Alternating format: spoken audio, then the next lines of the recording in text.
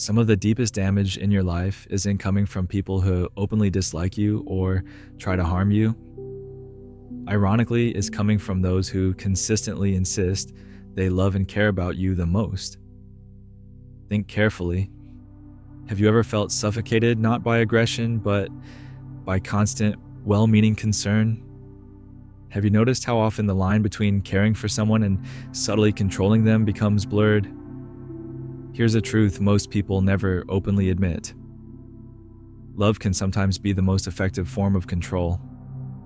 It doesn't shout, it whispers, it doesn't chain you down. It gently persuades you to abandon your instincts piece by piece until you're no longer sure of who you are or what you truly want. How many conversations have you silenced within yourself just to preserve the affection and approval of people you can't bear to disappoint? Carl Jung once stated profoundly, "What you refuse to confront consciously will return to haunt you as fate." Those emotions you're not allowed to express, every frustration buried, every boundary ignored, every hurt silenced, they never vanish.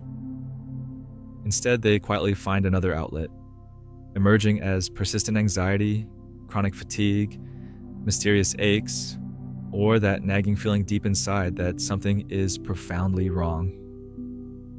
So, ask yourself directly, whose version of life are you living right now? How much have you compromised, sacrificed, or silenced just to remain acceptable in someone else's eyes? What is it costing you to keep everyone around you comfortable and satisfied? Because the uncomfortable reality is this: the body never lies. It holds every unspoken truth, every suppressed feeling, every neglected boundary you've ever hidden to protect the fragile illusion of peace. How much longer will you allow the comfort of others to come at the expense of your own truth, your own voice, your own life? One of the most subtle yet damaging forms of emotional harm comes hidden beneath the innocent guise of concern. It's when your genuine feelings are repeatedly dismissed under the comforting phrase, "You're just overthinking it." Over time, that constant dismissal slowly teaches you to doubt yourself. Eventually, you begin to wonder if your emotions are even real, or if they're just something your mind made up. Lucas experienced exactly this. Every time he attempted to voice his concerns or anxieties to his partner, the response was always gentle, always reassuring, but dismissive. "You're just worrying too much." Gradually, Lucas stopped sharing his true feelings altogether. He started wondering silently to himself, am I truly feeling these things, or am I imagining them? Like holding his breath for too long, he began to forget how it felt to breathe freely without doubt. Have you ever questioned the validity of your own emotions simply because someone you loved didn't acknowledge them? He started wondering silently to himself, am I truly feeling these things, or am I imagining them? Like holding his breath for too long, he began to forget how it felt to breathe freely without doubt. Have you ever questioned the validity of your own emotions simply because someone you loved didn't acknowledge them? And then there are relationships where empathy only flows one way. You become the emotional anchor, the listener, the comforter, everyone's emotional lifeline, yet nobody pauses to ask how you're doing. It's as if you're a phone that people plug into whenever they need a recharge. But what happens when your battery runs low? Who's there to plug you back in? Reflect honestly. You're great at listening to others, but who's truly listening to you? Even deeper beneath this lies another, more insidious form of emotional control. Love disguised as guidance. Think of a mother who gently insists, "I just want what's best for you," every time her child tries to choose their own path, a path that deviates from her expectations.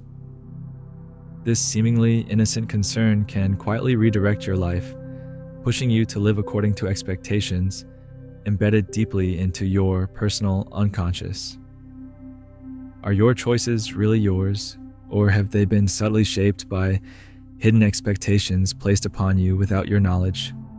Sometimes, Those who should celebrate your growth most enthusiastically instead become quietly resentful when you surpass them. Your accomplishments trigger their insecurities, and rather than openly confronting their own fears, they subtly sabotage your success. Imagine finally reaching a peak you've struggled to climb.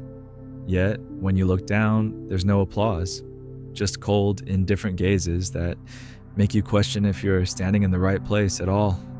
Have you ever sensed a strange tension or quiet disapproval when you achieved something meaningful, coming from the very people you expected to celebrate with you? Then comes the slow, subtle isolation that strips away your external connections one by one, leaving you entirely dependent on a select few.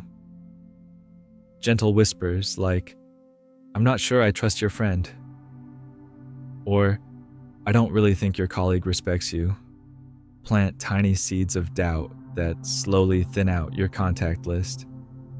Before you know it, you've grown distant from everyone else, isolated and vulnerable. Have you ever looked at your shrinking circle and wondered how so many people vanished from your life without you noticing? In environments filled with constant judgment, life feels like a never-ending trial where the verdict hangs perpetually above your head.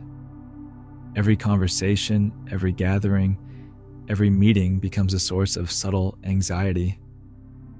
Your heart races before stepping into the family dinner or the conference room, always anticipating criticism or rejection. It's exhausting to live constantly bracing yourself for judgment, isn't it? Perhaps the most painful of all these subtle emotional abuses is being emotionally abandoned precisely when you're most vulnerable. You've finally gathered enough courage to open up, to show the depth of your pain, only to be met with silence. Or worse, the dismissive comment, "Stop being so sensitive." When no one acknowledges your emotional truth, your body takes over. The stress you swallow, the sorrow you silence, inevitably surfaces as chronic fatigue, headaches, anxiety, or worse. Your body becomes the voice of the feelings you've ignored for too long, speaking loudly when no one else would listen. How long can you endure carrying pain that your closest loved ones refuse to see? It's worth asking yourself today, whose approval are you silently suffering for? And how long will you continue paying the price of emotional neglect in exchange for conditional love?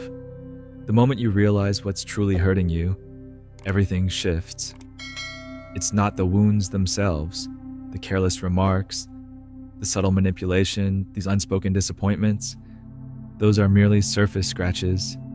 The real devastation happens quietly, invisibly, in your persistent silence. Every single time you choose not to speak your truth, every instance when you swallow your pain for the sake of maintaining peace, you chip away another piece of your authentic self. Have you stopped to wonder just how much of you is left after all this careful silence? Your mind can deceive itself for only so long.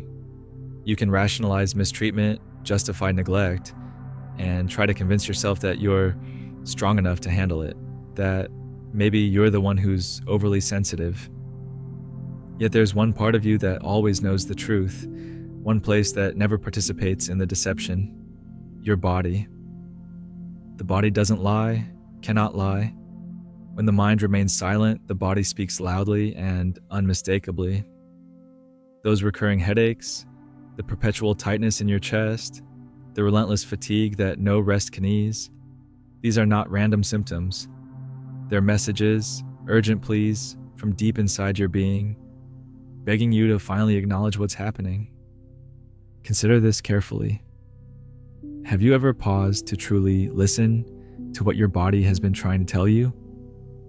Or have you dismissed these signals as minor inconveniences, trivial annoyances that just happen to everyone? The truth is more profound. Your body holds on to every emotion your mind refuses to face. It becomes the voice of every suppressed hurt, every ignored boundary, every unexpressed truth. And eventually, what you refuse to confront consciously will surface as physical reality. Carl Jung once called this essential process individuation, the courageous journey back to your authentic self. It begins precisely at the moment you decide you can no longer live by someone else's rules, no longer pretend your pain doesn't matter. Picture it like this. Your body is the most honest friend you will ever have. It doesn't sugarcoat, doesn't deceive, doesn't attempt to protect your feelings from discomfort. Instead, it continuously mirrors the emotional reality you keep hidden from yourself. When your heart races anxiously before seeing a certain person, what is your body trying to tell you? When your stomach tightens in knots before conversations with family, what deeper truth are you ignoring? Your body knows the limits you've surpassed, the boundaries you've erased. How long will you continue dismissing its messages in favor of maintaining appearances?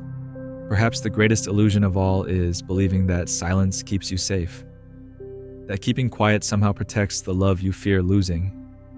But love, if it requires you to erase yourself, isn't love at all. It's a form of imprisonment. The true cost of your silence isn't peace or harmony. It's the loss of who you are at your very core. It's a trade-off so subtle you barely realize it's happening until you wake up one day feeling empty and distant from your own life. So, let me ask you this.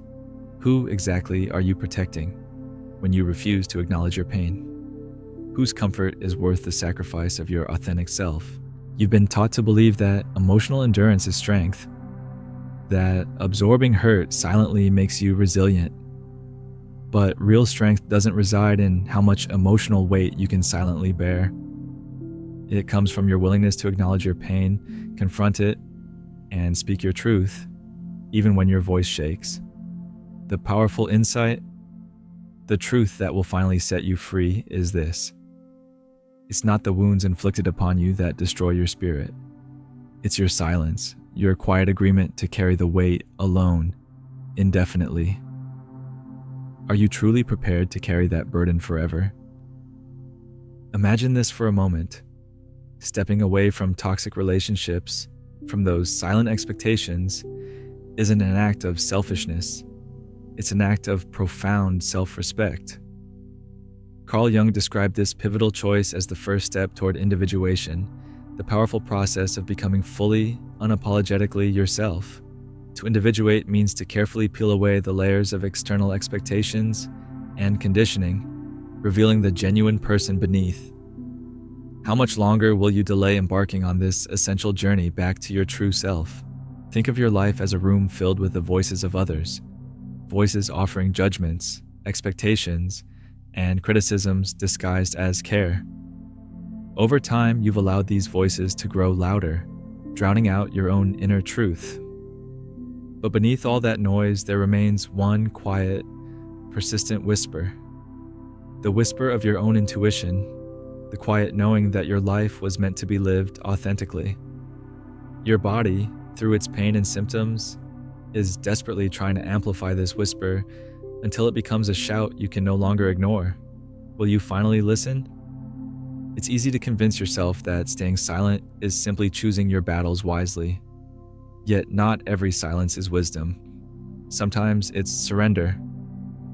And surrendering your truth for acceptance, peace, or false harmony always comes at a steep emotional price. The question becomes clear. What has your silence cost you so far? More importantly, how much more of yourself are you willing to lose to maintain this fragile illusion of peace? The real awakening isn't just recognizing the harm being done to you. It's realizing your active role in allowing it to continue.